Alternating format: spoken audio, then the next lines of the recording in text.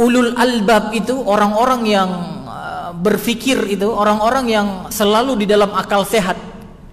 Ya. Di antara ciri-ciri yang pertama disebutkan oleh Allah di situ apa? Alladzina yufuna bi ahdillah. Mereka itu adalah orang-orang yang menunaikan janji dengan Allah Subhanahu wa taala. Artinya ikatan tadi. Akad dia dengan Allah Subhanahu wa taala. Dan wala yanqudunal mitsaq, dan dia tidak merusak perjanjian itu.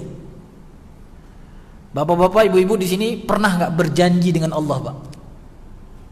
Kapan? Nah, pertanyaannya kapan Bapak Ibu berjanji dengan Allah? Lupa Pak ya? Jadi kalau kita lihat firman Allah di dalam surat Al-A'raf misalnya ayat 172, di situ Allah Subhanahu wa taala menyebutkan, wa idz akhadha rabbuka min bani adam min zuhurihim dzurriyyatahum wa ashhadahum ala anfusihim alastu bi rabbikum qalu bala syahidna. Jadi ketika Allah Subhanahu wa taala mengambil perjanjian pada siapa? Pada Bani Adam, kita semua.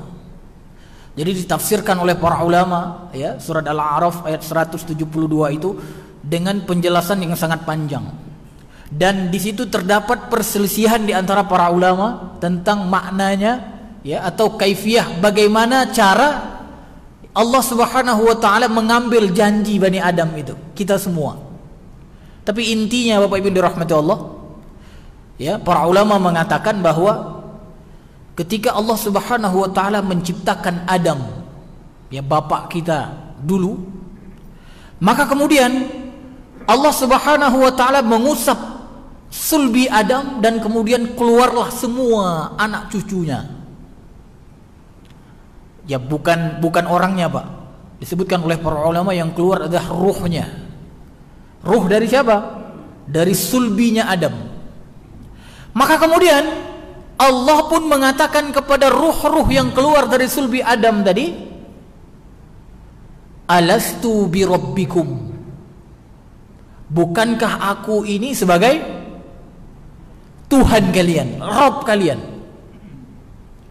Maka semua kita, Pak, semua kita mengatakan kepada Allah Subhanahu wa taala apa? Qalu, artinya kita semua mengatakan apa? Bala syahidna. Benar ya Allah, Engkau adalah Rabb kami. Kami bersaksi.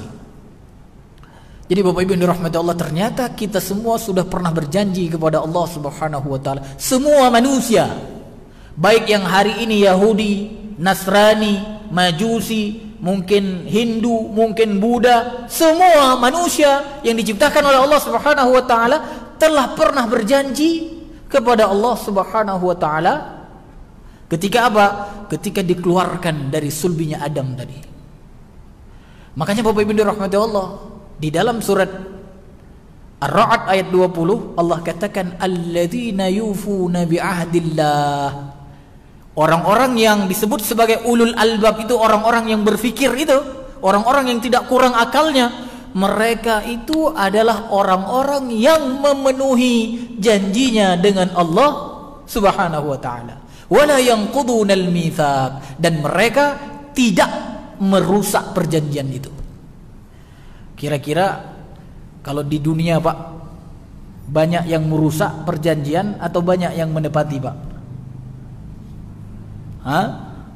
Hari ini di dunia, Pak.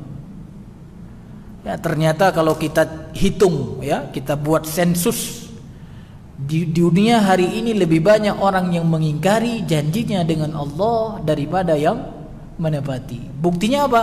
Ya, jumlah orang yang beriman, jumlah muslim di dunia hari ini lebih sedikit daripada orang-orang kafir.